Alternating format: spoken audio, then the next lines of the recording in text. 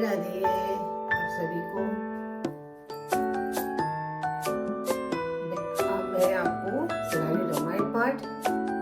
या ना एक दिन गीता एक दिन रामायण। गीता मैं पढ़ती हूँ लेकिन एक दिन डाल देती हूँ आपको। वैसे डेली तो मैं डालती हूँ। आज मैं डाल रही हूँ रामायण पाठ पढ़ रही हूँ। राम लक्ष्मण सभी जनक जी के महल में गए। वहां पर देख ही रहे थे कि क्या सजावट हुई पड़ी है, चारों तरफ बहुत ही रौनक हुई है। और अपने गुरु जी के साथ ही वो गए थे। वहां पर सीता जी को देख रहे थे, निहार रहे थे। किसी स्त्री को पर स्त्री को नहीं देखते थे, लेकिन सीता जी की तरफ से तो उनका मुंह ही नहीं, नजर ही नहीं हटती थी। अब आगे का मैं आपको सुना रही हूँ। क्या कहा था, विद्वानों को प्रभु विराट रूप में दिखाई दिए। मतलब जो विद्वान थे उनको तो प्रभु वहां पे महल में दरबार में विराट रूप में दिखाई दिए। राक्षसों को वो अपने ही रूप में दिखाई दिए। जैसे जैसे भी वहां पे राजा महाराजा बैठे हुए थे उन सबको उसी रूप में दिखाई दिए। राक्षस भी वहां पर क्या था, भेष बदल कर आए हुए थे। जिसके बहुत से मुंह हाथ पैर होते हैं ऐसे ही दिखाई दिए। जनक जी के सजातीय कुटुंबी प्रभु को किस तरह देख रहे हैं, जैसे संग सजन संबंधी प्रिय लगते हैं। मतलब राम जी को और उनके भाई को इस तरीके से देख रहे हैं जैसे कि अपने लोग ही बहुत अच्छे लगते हैं, उसी तरीके से वो भी लग रहे हैं। सहित भी देवी लोक ही रानी, शिशु संप्रीति ना जाति बखानी। जोगी परम तत्व में भाषा, शांत शुद्ध सम सहज प्रकाशा। जनक समेत रानियां उन्हें अपने बच्चे के समान देख रही थी। जनक जी की यहाँ की जो रानी वो सब उन्हें अपने बच्चे के समान ही देख रही हैं। उनकी प्रीति का वर्णन नहीं किया जा सकता। उन्हें इतनी प्रीति हो रही है उन्हें देखकर। योगियों को वे शांत शुद्ध सम और स्वतः प्रकाश परम तत्व के रूप में दिख रहे हैं। हरि भक्तन देखे दो भ्राता, इष्ट देव इव सब सुख दाता। राम ही चितवत भाई सिया, सो सने सुख नहीं कथनिया। हरि भक्तों ने दोनों भाइयों को सब दुख सुखों से के देने वाले इष्ट देव के समान देखा। सीता जी जिस भाव से श्री राम जी को देख रही है वह स्नेह और सुख को तो कहने में ही नहीं आता है। सीता जी भी उन्हें निहार रही हैं।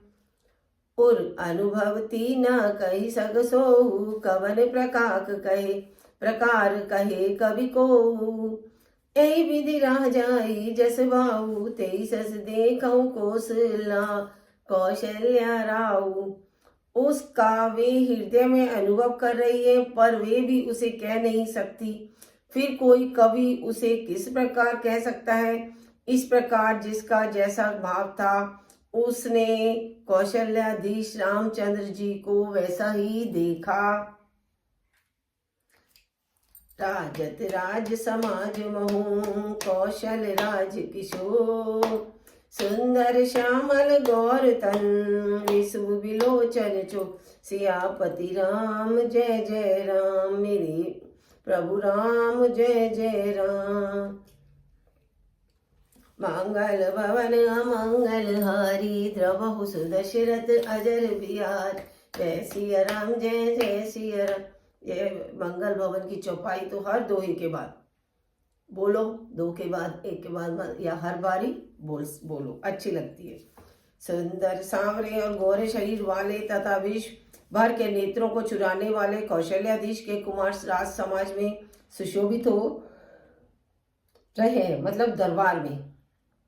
सहज मनोहर मूर्ति दो, कोटि काम उपमा लघु बसो। शरद चंद थी निंदक मुखनी के, नीरज नैन भाव तेजी के।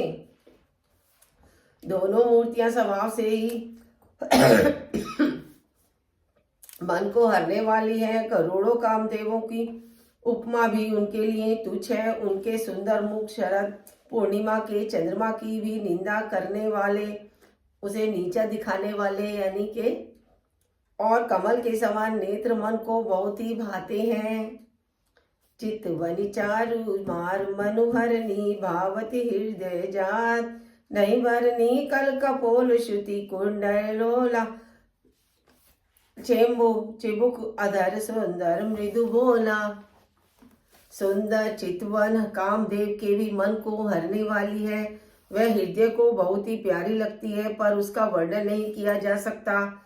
सुंदर गाल है, कानों में चंचल कुंडल है, ठोड़ी और अधर सुंदर है, कोमल वाणी है। उनके रूप का वर्णन नहीं किया जा सकता। कुमुद बंधु कर निंदक हासा, भ्रिकुटी विकट मनोहर नासा, बाल विशाल तिलक झलकाई, कच बिलो की अली अबली लजाई। हंसी चंद्रमा की किरणों का तिरस्कार करने वाली है। भौहें टेढ़ी और नासिका मनोहर है। ऊंचे चौड़े ललाट पर तिलक झलक रहे हैं। घुघराले बाल है। बालों को देखकर भौरों की पंक्तियां भी लजा जाती हैं। पीत चौथनी चिर नहीं सुहाई, कुसुम चली बीच बीच बनाई, रेखे रुचिर कंबू कलगी वाक, जनु जनु त्रिभुवन सुषमा की सीवा। पीली चौकोनी टोपियां सिरों पर सुशोभित हैं, जिनके बीच बीच में फूलों की कलियां बनाई हुई हैं, कलियां लगी हुई हैं। शंख के समान सुंदर गोल में मनोहर 3 रेखाएं हैं, जो मानो तीनों लोगों की सुंदरता को दर्शाती हों। कुंजर मणिकंठा कलित उरुनहि, तुलसी का माल वृषभ कंद के हरिधवनी, बल निधि बाहु विशाल सियापति राम जय जय राम, मेरे प्रभु राम जय जय राम। मंगल अमंगल हारी, द्रवहु सुदशरथ अजर बिहारी, राम सिया राम जय जय राम। हृदयों पर गज मुक्ताओं के सुंदर कंठ और तुलसी की मालाएं सुशोभित हैं। उनके कंधे बैलों के कंधों की तरह ऊंचे चौड़े एंड सिंह से हैं जो खड़े हैं, और भुजाएं विशाल और बल की भंडार है। कटित निरूपित पट बांधे, कर सर धनुष बाण बर कांधे, पित जन्य उपबीत सुहान, नख सिख मंजू महाछवि छाए। कमर में तरकश पीताम्बर बांधे हैं, तरकश और पीताम्बर बांधे हैं वो। करसर धनुष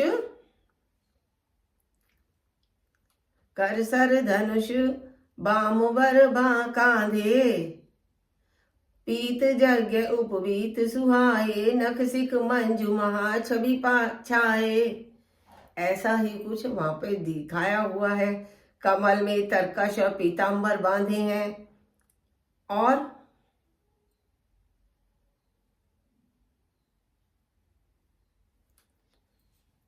कर सर धनुष बाम कर कांधे का सुशोभित है। नख से लेकर शिखा तक सब अंग सुंदर है, उनके सारे ही अंग सुंदर है।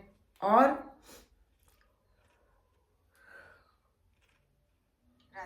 उन पर महान शोभा छाई हुई है। उन पर क्या है? महान शोभा छाई हुई है। देखी लोग सब वह सुखारे, एक टक लोचन चलत न तारे। हर्ष जन को देखी दो भाई, मुनि पद कम गहे जब जाई तब जाई। उन्हें देखकर सब लोग सुखी हुए। नेत्र एक टक हैं और तारे भी नहीं चलते, यानी पुतलियां जो हैं वो भी नहीं हिल रही हैं। जनक जी दोनों भाइयों को देखकर हर्षित हुए। तब उन्होंने जाकर मुनि के चरण कमल पकड़ लिए, करी बेनती निज कथा सुनाई। रंग अवनी सब मुनि दिखाई, जय जय जाहि कुंवर बर दो, तह तह चकित चितब सबको। ऐसा कहकर अच्छे राजा प्रेम मगन होकर श्री राम जी का अनुपम रूप देखने लगे। देवता लोग भी आकाश से विमानों पर चढ़े हुए दर्शन कर रहे हैं और सुंदर गान करते हुए फूल बरसा रहे हैं। जानिसु अवसरु सिय तब पठी जनक बोलाई, चतुर सखी सुंदर सकल सागर चली लवाई। तब सु अवसर जानकर जानकी जी सीता को बुलाया गया, बुला भेजा। तब सब चतुर और सुंदर सखियां आदर पूर्वक उन्हें लिवा कर लेके आईं। सिय शोभा नहीं जाए बखानी, जगदम्बिका रूप गुण बखानी। उपमा सकल मोही लघु लागी, प्राकृत नारी अंग अनुरागी। अब क्या कर रहे हैं? रूप और गुणों की खान जग जननी जानकी जी, शोभा का वर्णन नहीं हो सकता, उनकी शोभा का कोई वर्णन नहीं हो सकता। उनके लिए मुझे सब उपमाएं तुच्छ लगती हैं, क्योंकि वे लौकिक स्त्रियों के अंगों में अनुराग रखने वाली हैं। काव्य की सब त्रिगुणात्मक माएं जगत से ली गई हैं। उन्हें भगवान की स्वरूप शक्ति श्री जानकी जी के अप्राकृत चिन्मय अंगों के लिए प्रयुक्त करना, उनका अपमान करना और अपने को उपहासप्रद बनाना है। सियबर नियते उपमा देई, कु कवि कहा आजसु को लेई। जो पट तरिए ये सब सिया, जग असी जुबती जहां कहाँ कमनी है। इसमें इतना कुछ दिया है ना कि हम क्या बताएं आपको। बहुत कुछ इसमें दिया हुआ है जिसका हम बखान भी नहीं कर सकते हैं। सीता जी के वर्णन में उन्हें उपमाओं को देखकर कौन कवि कहलाए और अपयश का भागी हो, अर्थात सीता जी के लिए उन उपमाओं का प्रयोग करना सुकवि के पद से अलग होगा और अपकृति मोल हो लेना है। कोई भी सुकवि ऐसी नादानी एवं अनुचित कार्य नहीं करेगा। यदि किसी स्त्री के साथ सीता की तुलना की जाए तो जगत में ऐसी सुंदर युक्ति है ही कहाँ जिसकी उपमा उनसे की जाए। गिरा मुखर तन अरद भवानी, रति अति दुखित अतनु पतिवा जानी। विषवारुनी बंधु प्रिय जेही, कई रमा सम किमी बेदेही। क्या कह रहे? पृथ्वी की स्त्रियों की तो बात ही क्या है, देवताओं की स्त्रियां भी उनके समान यदि देखा जाए तो अपेक्षा कहीं अधिक दिव्य और सुंदर है। हमारी सीता जी का वर्णन है। सरस्वती तो बहुत बोलने वाली है, पार्वती अर्धांगिनी है और कामदेव की स्त्री रति पति को बिना शरीर का जानकर बहुत दुखी रहते हैं और जिनके विष और मध्य जैसे प्रिय भाई हैं उन लक्ष्मी के समान जो जानकी जी को कहा ही कैसे जाए, उनकी तो तुलना ही नहीं की जा सकती। जा छवि सुधा पयो निधि होई, परम रूप में कच्छप सोई। शोभा रजू मंदरू सिंगारू, मथे पानी पंकज निज मारू। क्या कह रहे हैं? जिन लक्ष्मी जी की बात ऊपर कही गई है वे निकली थीं खारे समुद्र से, जिनकी मथने के लिए भगवान ने अति कर्कश पीठ वाले कच्छप का रूप धारण किया था।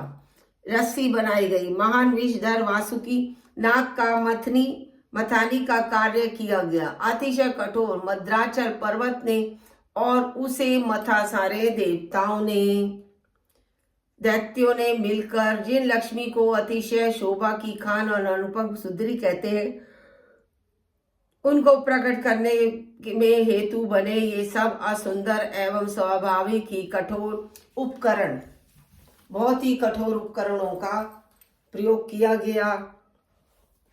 ऐसे उपकरणों से प्रकट हुई लक्ष्मी श्री जानकी जी की समता को कैसे पा सकती है? हाँ, इसके विपरीत यदि छवि रूपी अमृत का समुद्र हो, परम रूप में कच्छप हो, शोभा रूप रस्सी को, श्रृंगार रस पर्वत हो और उस छवि के समुद्र के स्वयं कामदेव अपने ही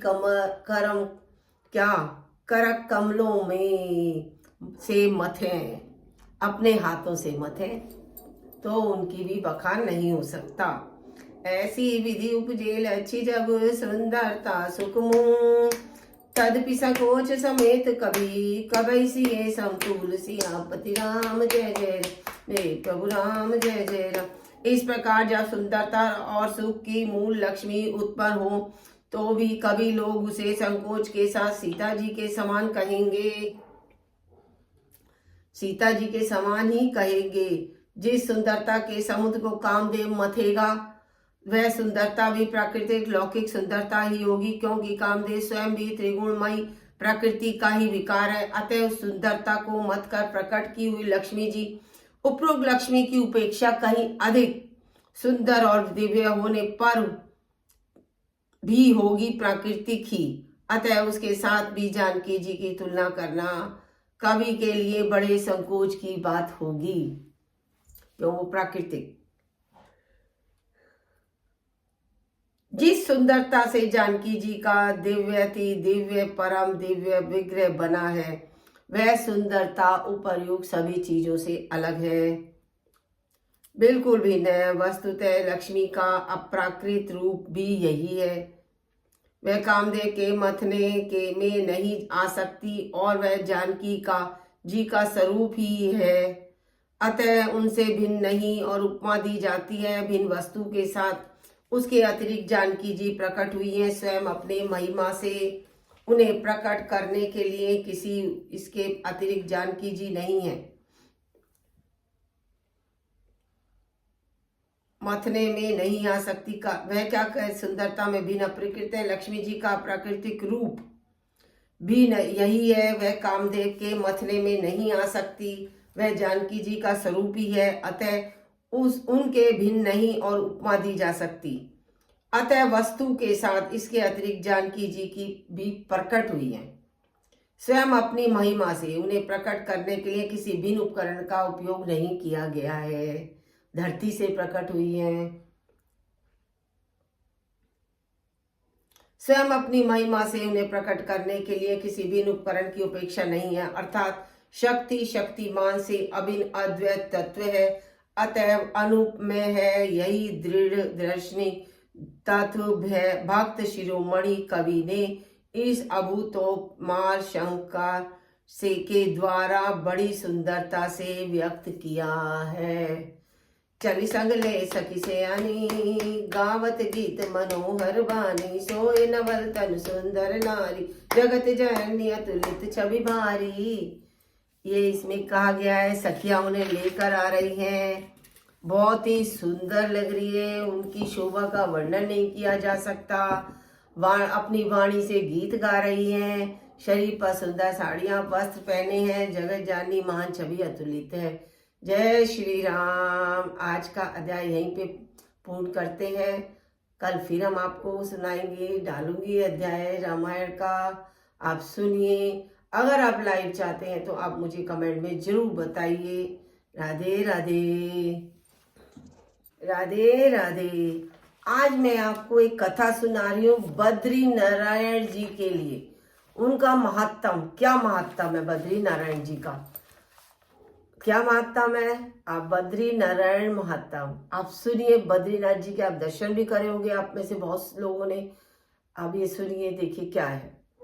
बहुनि सन्ति तीर्थानि दिवि ममो मोर सासु च, बद्री सदृश तीर्थ ना भूत तम ना भविष्यति। बद्रीनाथ जी के रूप का कोई तीर्थ ही नहीं है, ना भूत में ना भविष्य में। ये क्या शिव जी क्या कह रहे हैं, सुनिए आप। शिव जी ने पार्वती से जिस महात्म को कहा था, श्री अरुंधति के पूछने पर भगवान वशिष्ठ जी क्षण मात्र ध्यान करके उसी महात्म को प्रीति पूर्वक कहते हैं। प्रिय, इस घोर कलयुग में वे ही मनुष्य धन्य है जो बद्री धाम को पाता है। समस्त तीर्थों में श्रेष्ठ बद्री नारायण श्रेष्ठ है। उन्हीं के बारे में मैं आपको महात्म सुना रही हूँ, आप सुनिए। यदि धर्म अर्थ काम मोक्ष चारों पदार्थों को देने वाला है यह तीर्थ। जो मनुष्य बद्री वन को जाता है उसके पुण्य की महिमा का वर्णन करने की सामर्थ्य किसी में नहीं है। अब क्या बता रहे हैं उसके तीर्थ के बारे में, क्या कह रहे हैं शंकर भगवान। हे देवी, जिन मनुष्यों ने मन में भी बद्री धाम का स्मरण कर लिया, वे भी सफलता को प्राप्त होते हैं। और अरुंधति जो मनुष्य बद्री काश्रम में वास करते हैं वे साक्षात क्या होते हैं, विष्णु रूप हो जाते हैं। वह परम पवित्र क्षेत्र 12 कोस चौड़ा और 48 कोस लंबा है। इतना लंबा है, पापियों को अगम्य और महा ऐश्वर्य को देने वाला है। पापियों का भी पापों को नष्ट करने वाला है। और जो मनुष्य बद्री विशाल का मन में भी स्मरण करते हैं उनको भी वहां का निवासी जानो और मरकर उनकी मुक्ति होगी। जो मनुष्य महापात की हो यहाँ आने से उनके भी सब पाप कष्ट नष्ट हो जाते हैं।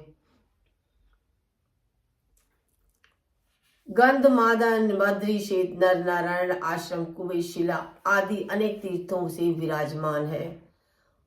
और वहां पर क्या है, वहां मुनियों के आश्रम बने हुए छोटे छोटे, क्यों जगह पहाड़ों पर लेकिन छोटे छोटे आश्रम बने हुए हैं। मनुष्य बहुत प्रसन्न होते हैं वहां जाके, बहुत अच्छा लगता है, पापों का नाश हो जाता है। देवताओं को दुर्लभनी तीर्थ से निकली हुई उष्ण जल की धारा, वहां पे बहुत अच्छी जल की धारा बहती है जिसे क्या कहते हैं, तप्त कुंड नाम से प्रसिद्ध है वहां का। बद्री नारायण नैवेद्य प्रसाद को भी होता है, उसको चांडाल से भी अधर्मी और सब धर्मों में बहिष्कृत जानना चाहिए। तप्त कुंड के नाम से प्रसिद्ध है। मनुष्य बद्री नारायण के नैवेद्य यानी प्रसाद को मोह से त्यागता है, उसको चंडाल से भी अधर्मी और धर्मों से वैष्णव जानना चाहिए। उसके प्रसाद को मना नहीं करना चाहिए। नैवेद्य को स्वयं लक्ष्मी भी पक्व करती है, जिस नैवेद्य को लक्ष्मी जी खुद ग्रहण करती है और नारायण भोजन कराते हैं। चंडाल के स्पर्श करने पर भी कुछ दोष नहीं होता। अगर चंडाल भी उन्हें स्पर्श कर लेता है तो दोष नहीं लगता। विष्णु भगवान प्रसाद ग्रहण किया, वही संसार में परब्रह्म रूप हुआ। बद्री नारायण की मूर्ति को मन से भी स्मरण करता है, वह भी तप कर लिया, तप करने के बराबर होता है। बद्रिकाश्रम का दर्शन, पापियों को मुक्ति मिलती है वहां जाके। सब दान करते हैं, सोना चांदी फल वगैरह जो भी आप दान करते हैं उसका भी फल सभी को मिलता है जो जिस जग करता है। कलयुग में जो होता है बद्री धाम ब्रह्म कपाल पितरों से नियमित पिंड दान तर्पण सभी के लिए है। और यहाँ पर नाश करने वाली साक्षात गंगा जी बहती हैं। और इसमें तप्त कुंड का क्या महत्व क्या बताया है, क्यों बद्री धाम में पाप क्षय होकर उसे शाश्वत मुक्ति मिलती है वहां पर जाने से। एक समय ऋषियों की सभा में अग्नि ने विनय पूर्वक पूछा कि दीनदयाल परम ऋषियों कृपा कर मुझे बताइए कि सर्वभक्षक पातक से कैसे छूटेगा पापों से। तब ऋषियों की आज्ञा से व्यास जी बोले, सर्वभक्षक पाप दूर करनार्थ एक यही उपाय है कि आप बद्री यात्रा करें, जहां पर सबके पाप दूर करने वाले श्री बद्री नारायण निवास करते हैं। और अग्निदेव बद्री काश्रम गंधपान पर्वत पर पहुंचकर उत्तरामुख हो कर वहां पर उनका ध्यान करें, दर्शन करें। अंतर्यामी भगवान अग्निदेव की स्तुति से प्रसन्न होकर प्रत्यक्ष बोले, भगवान की स्तुति करने लगे सारे देवता जो भी, हे पुत्र वर मांग। तब अग्नि ने प्रार्थना की अग्नि ने प्रार्थना की थी, अग्नि ने उनसे वर मांगा था। क्या कहा था, बद्रिकाश्रम में गंध मानव पर्वत पर पहुंचकर उत्तरामुखी हो भक्ति पूर्वक भगवान की स्तुति करने लगे। अंतर्यामी भगवान अग्निदेव की स्तुति से प्रसन्न हुए, अग्निदेव करने लग गए। और क्या उन्होंने क्या वर मांगा, अग्नि ने प्रार्थना की कि हे प्रभु मैं सर्व पातक दुखित हूं, अभय दान कीजिए। भगवान बोले कि मेरे इस क्षेत्र के दर्शन मात्र से प्राणियों के सब पाप दूर हो जाते हैं, तुम निष्पर पाप हो चुके। तब से अग्निदेव पवित्र आत्मा होकर बद्रीनाथ में तप्त जल के रूप में स्थित है। अग्निदेव उस जल में गर्म पानी के रूप में स्थित है। महापाप की भी इसी ब्रह्म तीर्थ में स्नान मात्र से सहज ही निष्पाप हो जाते हैं। इस कुंड में क्या होता है, अग्निदेव पवित्र आत्मा होकर बद्रीनाथ में तप्त जल के रूप में स्थित है और इसी ब्रह्म तीर्थ में स्नान मात्र से सब पापों से मुक्ति मिल जाती है। यहाँ पर पंडागणों के सुफल प्रसाद लेने से महान पुण्य की प्राप्ति होती है। जो यहाँ अपने ऐश्वर्य के अनुसार गोला, स्वर्णवास, भूमि आदि विविध दान देकर अपने तीर्थ पंडा को प्रसन्न करते हैं, वे दरिद्रता को प्राप्त नहीं होते। यहाँ पर एक नारद कुंड है, तप्त कुंड है। उसकी महिमा यह है कि अग्निदेव ने कहा था। और नारद कुंड कैसे है वो भी मैं आपको बताती हूँ। शिव जी क्या कहते हैं, अलकानंद गंगा के किनारे त्रिलोकी ने दुर्लभ नारदीय तीर्थ प्रसिद्ध है। वहां पर अलकानंद गंगा की जिस सरोवर में क्या था, केशवादिक 50 मूर्तियां अभी विराजमान हैं। भगवान ने अंशावतार युग में जिनको उसमें से निकालकर स्थापना की थी।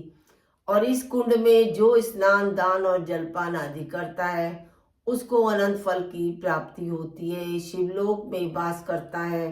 काली काल में के आदि से भगवान अंतर ध्यान हो जाएंगे। तब मैं सन्यासी रूप से शंकराचार्य का अवतार लेकर लोकहितकार नारद तीर्थ से एक मूर्ति निकालकर स्थापना करूंगा, जिसके दर्शन मात्र से मनुष्यों को सब पापों से मुक्ति मिल जाएगी। बद्री धाम पर ये है नारद कुंड, तप्त कुंड और भी है ब्रह्म कपाल महात्म भी है बद्री धाम का। ये भी शिव ने पार्वती को सुनाया है। और भी मैं कथा आपको सुनाऊंगी। आपको मेरे को कथा कैसी लगी आप मुझे जरूर बताइए। राधे राधे, जय बिहारी जी की। आप अगली मेरी कमेंट करिए, लाइक करिए, अगली आपको वीडियो आपके पास पहुंचेगी, आप सुनिएगा। राधे राधे।